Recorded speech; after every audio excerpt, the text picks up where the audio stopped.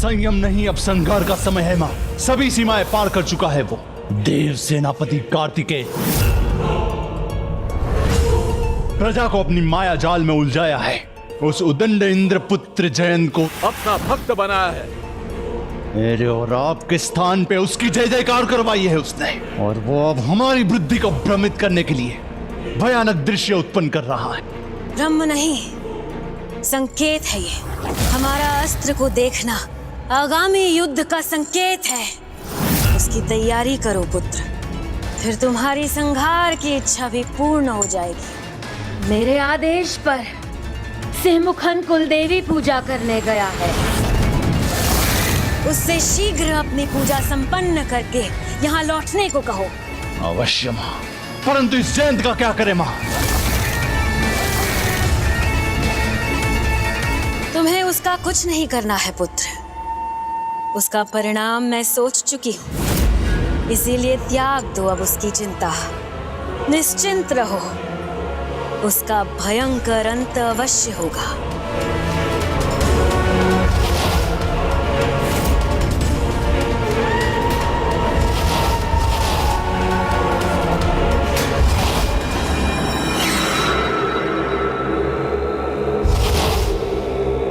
तुम दोनों पर भी कार्तिकेय भक्ति हावी है ना? और तुम दोनों ही जयंत को कार्तिकेय भक्त बनाने के दोषी भी हो ना? इसीलिए तुम दोनों भी दंड के भागी हो।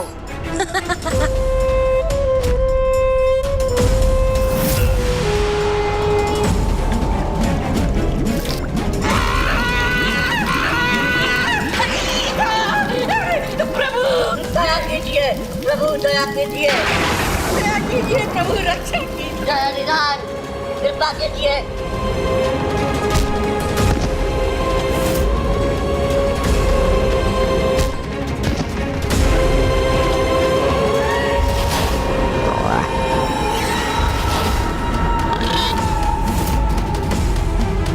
माया जहां विफल हो जाए, वहां भूखे असुरों की क्रूरता भक्तों की भक्ति के भ्रम को मिटा देती है।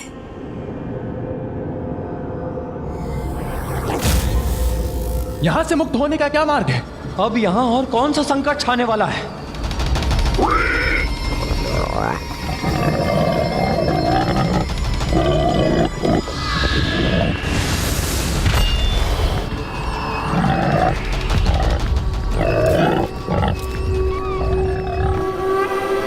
अंधकार ही नहीं, इस पिंजड़े में भी बंद कर दिया है माँ ने हमें। किंतु जयंत मुक्त कैसे है? और वो पशु स्वर किन पशुओं का था? तुम्हें भूखा रखकर अंत नहीं कर सके तो कोई बात नहीं। अब मेरे भेजे हुए भूखे असुर तुम्हारा अंत अवश्य करेंगे।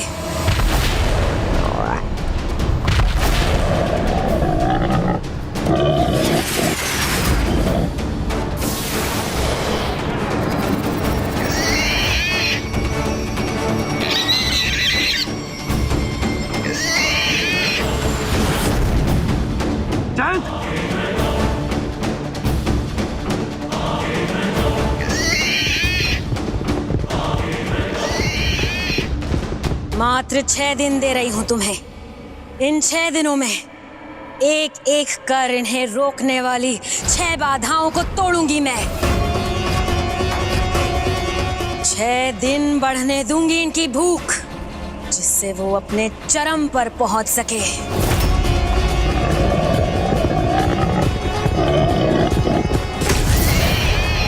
इन 6 दिनों में अपने भगवान कार्तिकेय को बुला सकते हो तो बुला लो।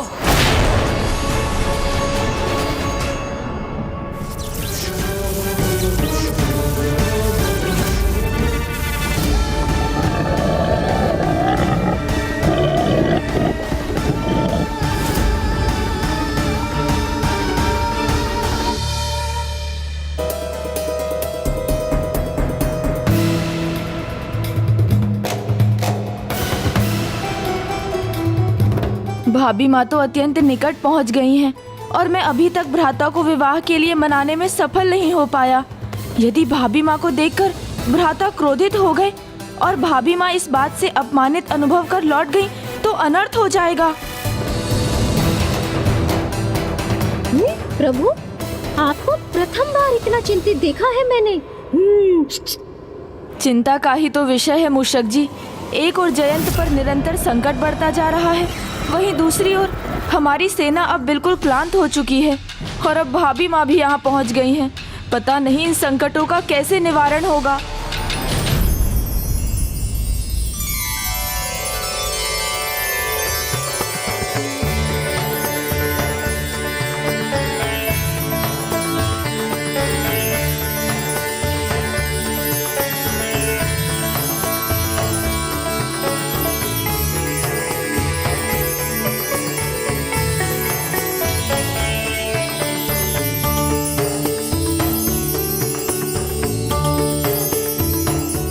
वाह, कितना उत्तम है मूषक जी।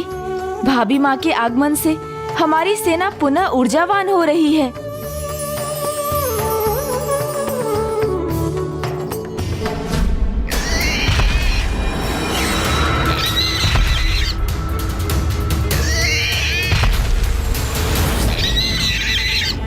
पुत्र जयंत, प्रत्येक संकट का सामना बिना डरे किया है जयंत ने, किंतु वो है तो अभी भी अबोध बालक ही। इतने भयंकर पशु असुरों को देखकर तो महायोद्धा भी भयभीत हो जाए। मेरे प्रभु ही मेरे रक्षक हैं। वो हर बार के समान इस बार भी मुझे सुरक्षित अवश्य रखेंगे। प्रभु, आप मेरी रक्षा करेंगे ना? आनंदित हुआ इनके मुख पे भय देखकर। कब से मेरी आंखें प्रतीक्षा कर रही थी ये भय को देखने के लिए।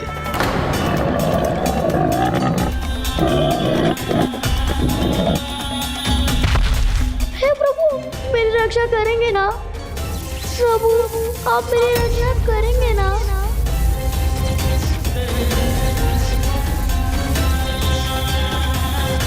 हे प्रभु, मेरी रक्षा करेंगे ना? प्रभु, अब आपके मुख में ये चिंता की रेखा क्यों है? चिंता मुझे जयंत और अन्य देवताओं की भी, और साथ ही हमारी संपूर्ण सेना की भी है वीर भाव। वहां वो दुष्ट उन सबको सुरक्षित रहने नहीं देगा और उन सब की सुरक्षा मेरे अतिरिक्त कोई और कर भी नहीं सकता है। और तो और क्या मेरी संपूर्ण सेना इतनी लंबी यात्रा करके ऊर्जा विहीन हो चुकी है। अब इन सब में ऊर्जा का पुनः संचार होगा कैसे?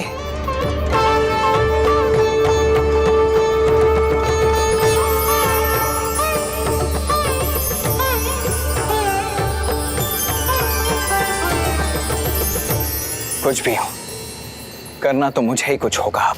परंतु ऐसी स्थिति में जब जयंत संकट में है एवं देवसेना ऊर्जा विहीन हो रही है, मैं अपना मौन व्रत कैसे आरंभ करूं?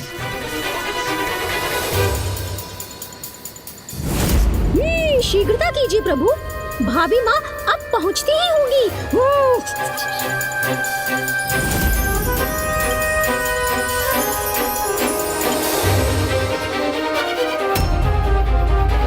जम्बुकेश्वर आने से पूर्व ही मैंने ये स्पष्ट किया था कि इस यात्रा के अंतिम चरण में तुम हमारे साथ नहीं चलोगे, इसीलिए अब तुम यहीं रुको और हमें आगे बढ़ने दो। यदि मैं एक पग भी आगे बढ़ाऊंगा तो उस क्षेत्र में प्रवेश कर जाऊंगा जहां भ्राता हैं, और उनसे अनुमति लिए बिना ऐसा किया तो उनके आदेश का उल्लंघन करूंगा।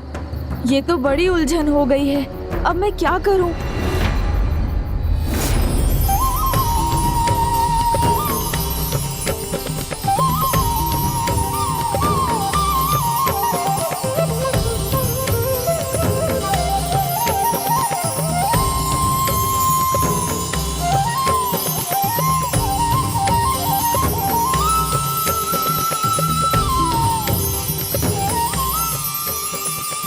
भाभी माँ के आगमन से हमारी सेना ऊर्जावान हो गई है। ये कैसे संभव हुआ प्रभु? भाभी माँ का नाम ही देवसेना है, अर्थात वो शक्ति है, देवताओं की संपूर्ण सेना की ऊर्जा। इनका यहाँ आना देवताओं की ऊर्जा का आधार बनेगा।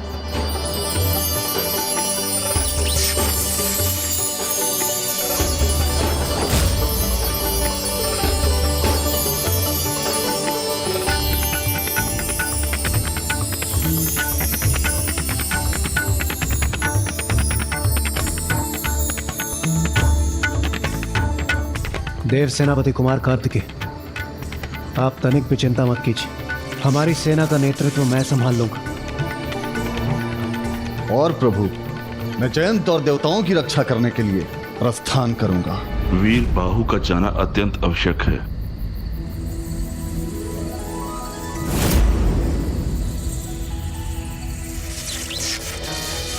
प्रणाम देवगुरु बृहस्पति जी। युद्ध के विषय में मैं आपको अपना परामर्श देने हेतु आ गया। आपने सर्वथा उचित कहा। न केवल जयंत और देवताओं की रक्षा के लिए, अपितु हमें युद्ध के नियमों का पालन करते हुए एक अंतिम बार युद्ध विराम का प्रयास करना होगा। इसलिए युद्ध के पहले एक बार हमें विनयपूर्ण शांति का संदेश भेजना होगा। मुझे आज्ञा दीजिए प्रभु, मैं अभी जाकर सबकी रक्षा करूंगा और उस दुष्ट असुर को सुबुद्धि भी प्रदान करूंगा। मेरी अनुमति तुम्हें है सेनापति वीरबाहु, किंतु इस कार्य के पूर्व गणेश का आशीष लेना मत भूलना। वैसे वो यहाँ की गतिविधियों पर दृष्टि बनाए रखने के लिए यहीं कहीं निकट में ही होगा। हाँ भ्राता, मैं अपनी दृष्टि तो बनाए हुए हूँ, किंतु मुझे ज्ञात नहीं इस स्थिति का सामना कैसे करूँ। वो यहाँ पहुँच चुकी हैं। देवगुरु, आपके इस नीति संकट सुझाव के लिए आपको अनेकों धन्यवाद। कल्याण।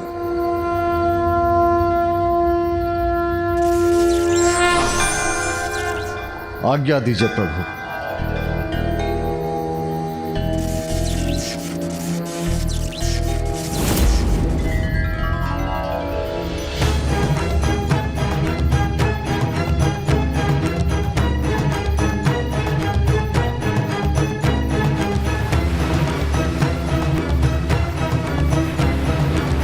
वीरबाहु,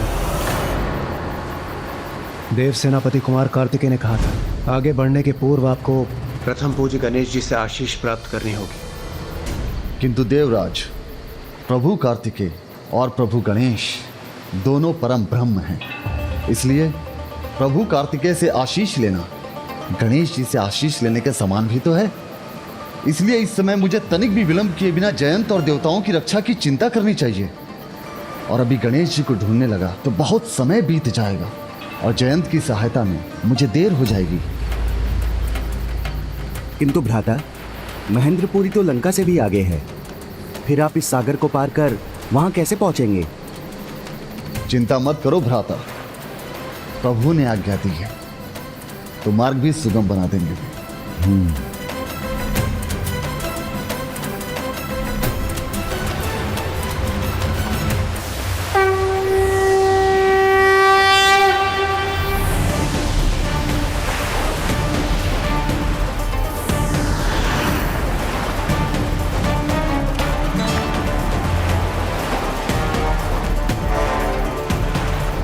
वीरबाहु प्रथम पूज्य गणेश जी से आशीष प्राप्त किए बिना ही आगे बढ़ गए। कहीं उनके मार्ग में कोई संकट न उत्पन्न हो जाए।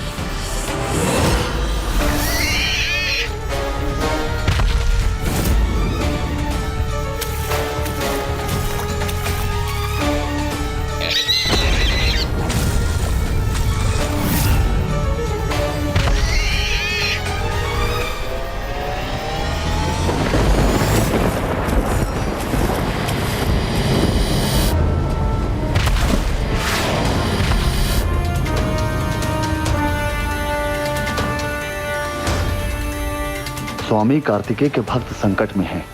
मुझे विलंब नहीं करना चाहिए।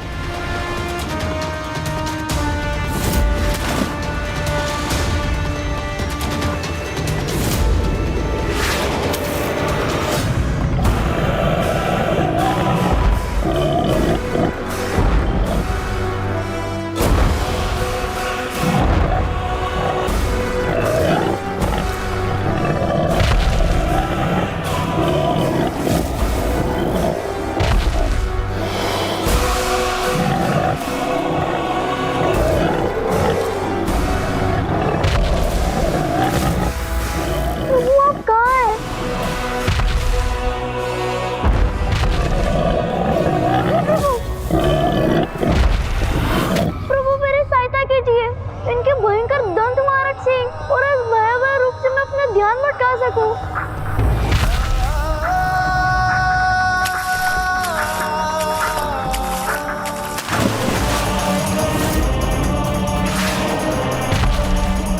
प्रभु मुझ मेरी इतनी सहायता कीजिए कि मैं अपने बॉय पर नियंत्रण पाकर बस सबका ध्यान कर सकूं।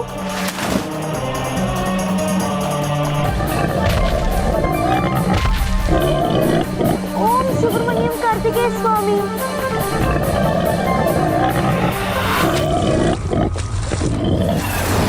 ओम सुब्रमण्यम कार्तिकेय स्वामी। ओम सुब्रमण्यम कार्तिकेय स्वामी।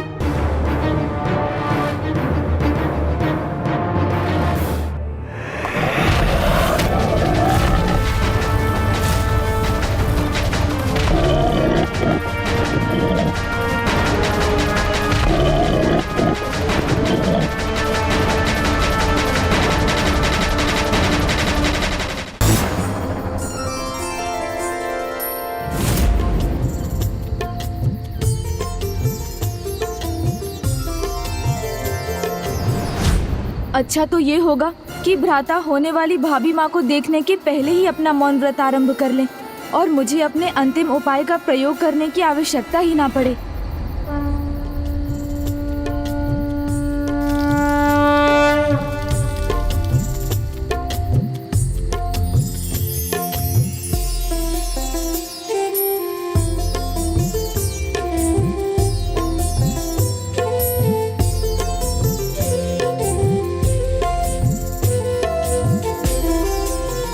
प्रभु, मैं आज से अगले 6 दिन तक संपूर्ण संयम एवं एकाग्रता के साथ अपना मौन व्रत पूर्ण कर यह सिद्ध करूंगा कि मैं पशुपतास्त्र धारण करने के योग्य हूं।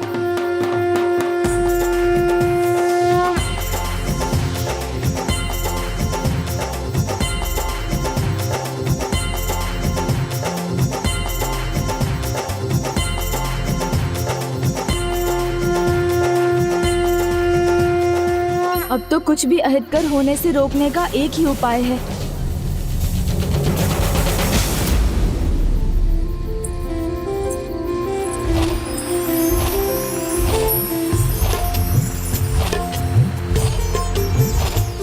ओम कार्तिकेय सुब्रमण्यम स्वामी।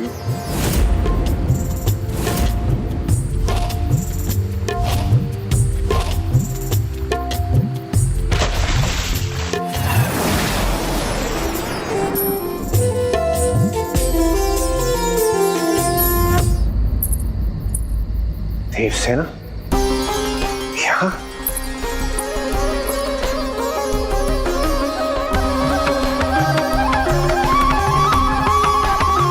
पुत्री, ये तुम्हारी दिव्यता ही जिसके कारण समस्त देवसेना में एक नवीन ऊर्जा जागृत हुई है। हम सभी में एक उत्साह उत्पन्न हुआ। ऐसे ही तुम्हें देवसेना नहीं कहा जाता। कदाचित अब तो अंतिम उपाय अपनाना ही होगा। किंतु आपका अंतिम उपाय क्या है प्रभु?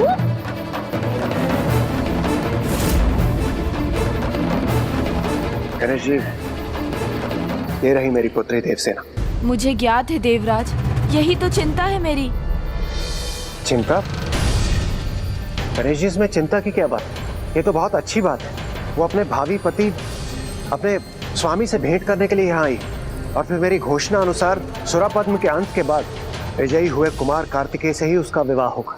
विवाह की ही तो समस्या है देवराज। कदाचित आपने ध्यान नहीं दिया।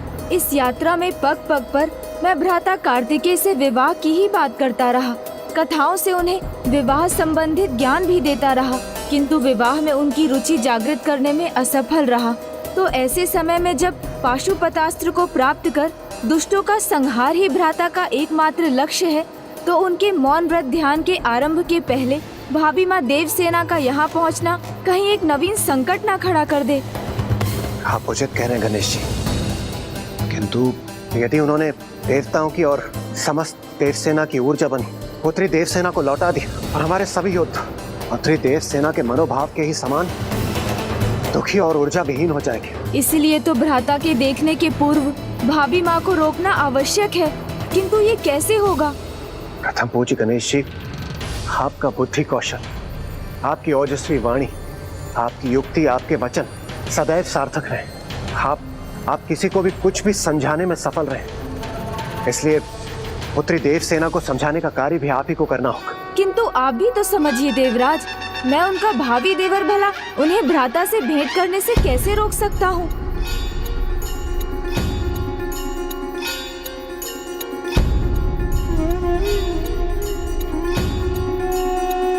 गणेश जी, अब सोचने समझने का समय बिल्कुल भी नहीं।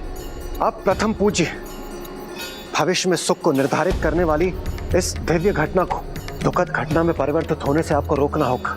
इससे पूर्व कि कोई विघ्न उत्पन्न हो, आपको इसका समाधान ढूंढना होगा। आप ही अपने अचूक उपाय से, अपनी प्रबल बुद्धि से कुछ कीजिए विघ्नहर्ता गणेश जी। इंद्रदेव उचित कह रहे हैं प्रभु, ये कार्य तो मात्र आप ही कर सकते हैं। देवराज इंद्र मेरी प्रशंसा कर रहे हैं या मुझे वो कार्य करने को कह रहे हैं जो मेरे लिए भी असंभव है? देवराज इंद्र ने स्थिति के सामने आत्मसमर्पण कर दिया, अब तो मुझे ही जाना होगा। किंतु मैं कहूँगा क्या और कैसे कहूँगा? उन्हें आगे बढ़ने से कैसे मना करूँगा एवं कैसे इस होने वाले अनिष्ट को रोक पाऊंगा?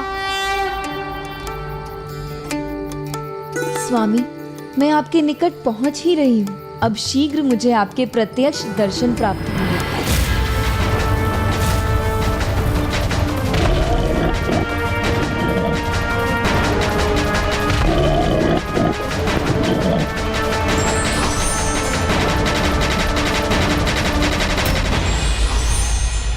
शक्ति का उपयोग कल्याण के लिए तभी किया जा सकता है जब शक्तिशाली व्यक्ति में संयम का गुण विद्यमान हो। For more updates, subscribe to our channel, click the show links and enjoy watching the videos.